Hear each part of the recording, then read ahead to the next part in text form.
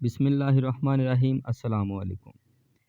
आज की ये वीडियो सरकारी स्कूलों में पढ़ने वाले 7th क्लास के तलबा और तालिबात के लिए है। जैसा कि आपको मालूम है कि स्कूल बेस्ड असेसमेंट 2024 की जो मिड टर्म है वो स्टार्ट हो चुकी है। तो आज की ये वीडियो मिड टर्म के हवाले से है। आज की इस वीडियो में क्लास 7th का जो साइंस का पेपर है उससे रिलेटेड गेस्ट पेपर जो है वो आपके साथ शेयर किया जाएगा। साइंस का पेपर 2 पार्ट्स पर मुश्तमिल होता है। पहला ऑब्जेक्टिव पार्ट होता है और दूसरा सब्जेक्टिव।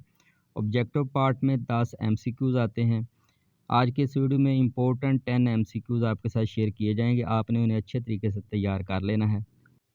सवाल नंबर 1 है जी, गैल्वानाइजिंग आयरन पर डैश की कोटिंग है। तो इसके लिए जो दुरुस्त ऑप्शन है वो है बी, जिंक। आयरन पर जिंक की कोटिंग को गैल्वानाइजिंग कहते हैं। इसके बाद सवाल नंबर 2 है जी, सोडियम और क्लोरीन के दरमियान कौन सा बॉन्ड बनता है। तो सोडियम और क्लोरीन के दरमियान आयोनिक बॉन्ड बनता है। उसके लिए जो पहला ऑप्शन है वो दुरुस्त होगा, आयोनिक बॉन्ड। सवाल नंबर 3 है, सोलबिलिटी का इन्हिसार सोल्यूट की इस मकदार पर होता है जो डैश सॉल्वेंट को सैचुरेट करे, जो 100 ग्राम सॉल्वेंट को सैचुरेट करे। तो इसके लिए बी ऑप्शन दुरुस्त ऑप्शन है, 100 ग्राम। सवाल नंबर 4 है जी, फिजी ड्रिंक्स कौन सी किस्म के सॉल्यूशन की मिसाल है। जो कोल्ड ड्रिंक्स वगैरह आप देखते हैं उसमें माया के अंदर गैस होती है। तो उसके लिए जो दुरुस्त ऑप्शन है वो है ऑप्शन नंबर 4, डी ऑप्शन, माया में गैस। सवाल नंबर 5 है, सॉल्यूशन में ड्रग्स की मतलूबा कंसंट्रेशन को हासिल करने के लिए सोल्यूबिलिटी मददगार साबित होती है, इसीलिए इसे डैश की सनत में अहम समझा जाता है। तो ड्रग्स से रिलेटेड जो सनत है उसे फार्मास्यूटिकल कहते हैं। इसके लिए जो दुरुस्त ऑप्शन होगा वो है ये ऑप्शन बी, फार्मास्यूटिकल। सवाल नंबर 6 है जी, ग्रेविटेशनल फोर्स डैश की एक मिसाल है। तो जो ग्रेविटेशनल फोर्स, ये जो नीचे 4 ऑप्शन दिए गए हैं, contact force, non contact force, mechanical force और फ्रिक्शनल फोर्स, इसमें से जो बी ऑप्शन है वो दुरुस्त है।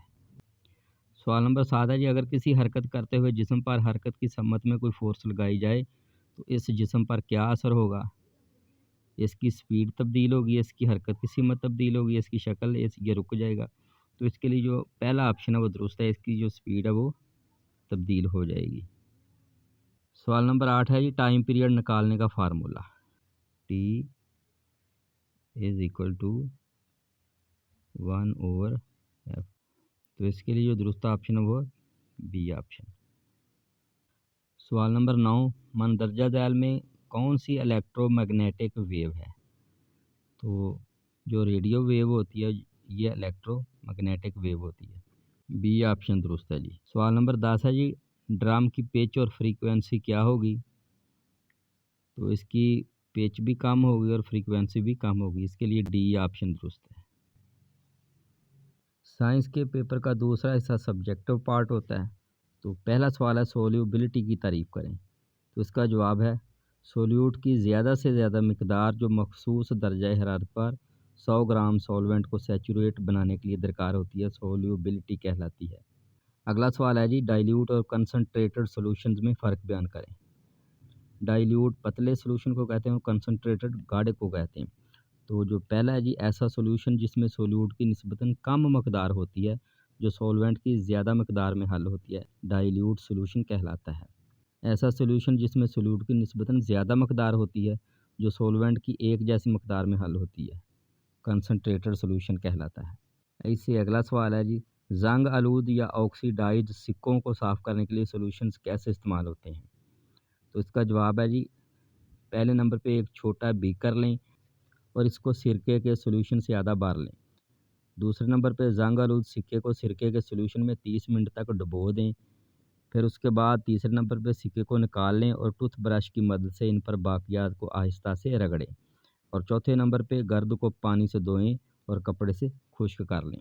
इसके बाद क्वेश्चन है जी, कॉन्टैक्ट फोर्सेस की तारीफ़ लिखें। इसका जवाब है, कॉन्टैक्ट फोर्सेस वो फोर्सेस होती हैं जिनमें दूसरे ऑब्जेक्ट्स कोई तब्दीली लाने के लिए आपस में एक दूसरे के साथ राब्ते में होते हैं।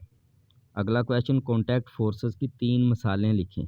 जवाब, खींचना और धकेलना, फ्रिक्शनल फोर्स और मैकेनिकल फोर्स।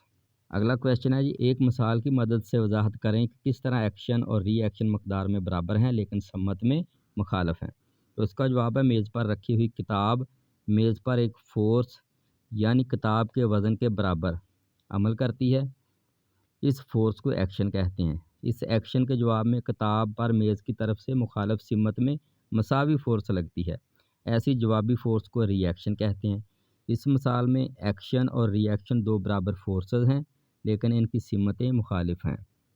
अगला सवाल है जी, वेव की तारीफ़ करें और एक मिसाल दें। जवाब, अगर हम तालाब के साकन पानी में कंकर गिराते हैं तो पानी में खलल पैदा होता है और इसकी सतह पर लहरें बनती हैं। इन लहरों को वेव कहते हैं। इसकी दो मिसालें दर्ज झैल हैं। नंबर 1, पानी की सतह पर बनने वाली वेव्स। नंबर 2, ताली बजाने पर पैदा होने वाली साउंड वेव्स। अगला सवाल है जी, मैकेनिकल और इलेक्ट्रोमैग्नेटिक वेव्स में दो फ़र्क लिखें।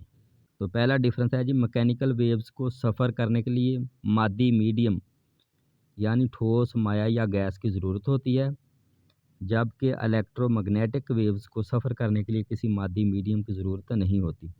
दूसरा फ़र्क है जी, आवाज़ की वेव्स मैकेनिकल वेव्स की मिसालें हैं, जबकि रोशनी की वेव्स इलेक्ट्रोमैग्नेटिक वेव्स की मिसालें हैं। अगला सवाल है जी, ट्रांसवर्स वेव्स लॉन्गिट्यूडिनल वेव्स से किस तरह मुख्तलिफ होती हैं। तो ट्रांसफ़र वेव्स ऐसी वेव्स होती हैं जिसमें मीडियम के ज़रात की हरकत वेव की हरकत के अमूदन हो। ये वेव्स सिर्फ ठोस या माया की सतह पर पैदा की जा सकती हैं। और लॉन्गिट्यूडिनल वेव्स ऐसी वेव्स हैं जिसमें मीडियम के ज़रात की हरकत वेव की समत के मतवाज़ी होती है। तो ये थी आज की वीडियो 7th क्लास की साइंस के गेस पेपर के हवाले से। तो ये बड़ा इम्पोर्टेंट गेस है, आपने इसको अच्छे तरीके से याद कर लेना है। इंशाल्लाह इन्हीं से मिलते जुलते क्वेश्चंस और एमसीक्यूज़ पेपर में आएंगे। तो अगली वीडियो तक के लिए इजाज़त दीजिए। अल्लाह हाफ़िज़। अस्सलामु अलैकुम।